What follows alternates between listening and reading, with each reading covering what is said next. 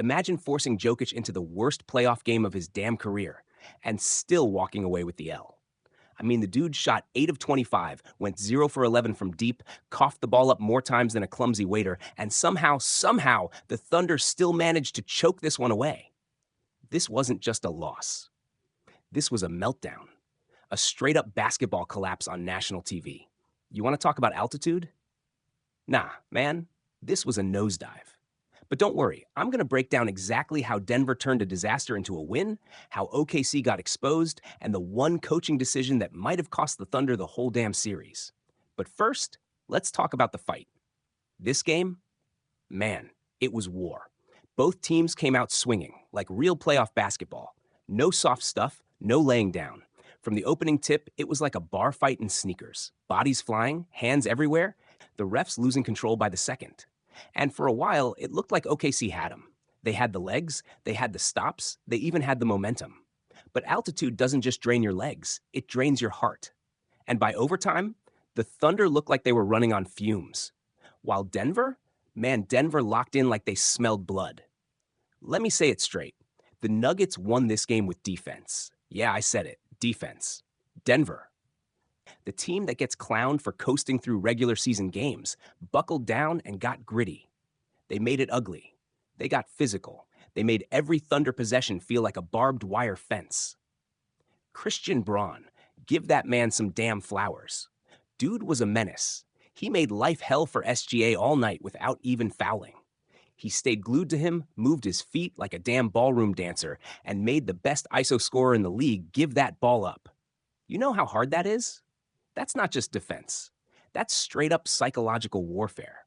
And Jokic, yeah, his numbers were trash. But watch the tape. The man was hustling on D, sliding, contesting, reading plays 2 steps ahead.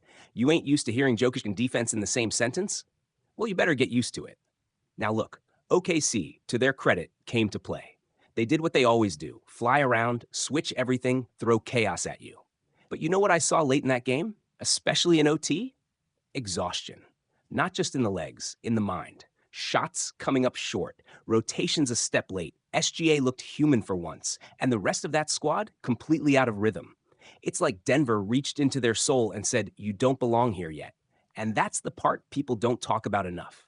Experience, mentality, championship DNA. Denver's got it. OKC's still searching. Aaron Gordon? Man turned into a damn sniper in the fourth.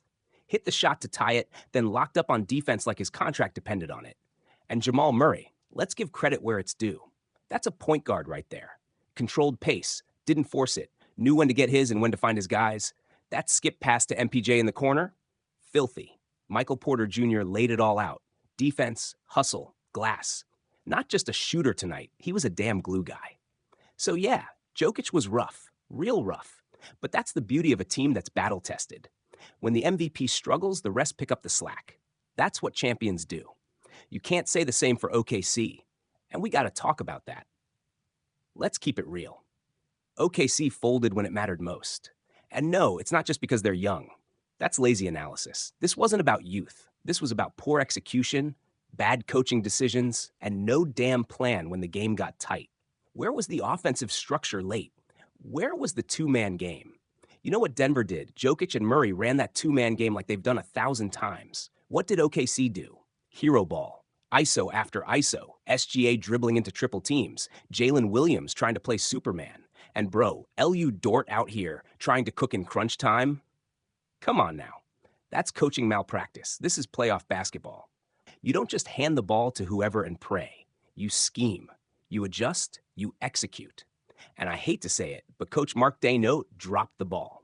In overtime, first possession, he goes small and pulls Chet Holmgren. Why? You got Jokic struggling all night, and you just hand him an open lane to the basket. What are we doing? The moment Jokic saw that mismatch, it was game over. He gets a layup, sees the ball go in, and now he's back. Confidence back. Rhythm back. And the Thunder never recovered. That's a critical mistake. You don't gift-wrap momentum in the damn playoffs. And let's not ignore the elephant in the room. If SGA hits that shot late, OKC's up 2-1. We're having a whole different conversation. We'd be sitting here praising OKC's defensive length, talking about how they stole home court, how the new era has arrived. But that didn't happen. They missed, and Denver made them pay, because that's what real playoff teams do.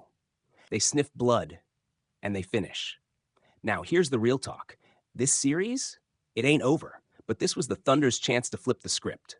Jokic had one of the worst playoff games of his life. 8 of 25 from the field, 0 for 11 from deep, 6 turnovers. That's a gift.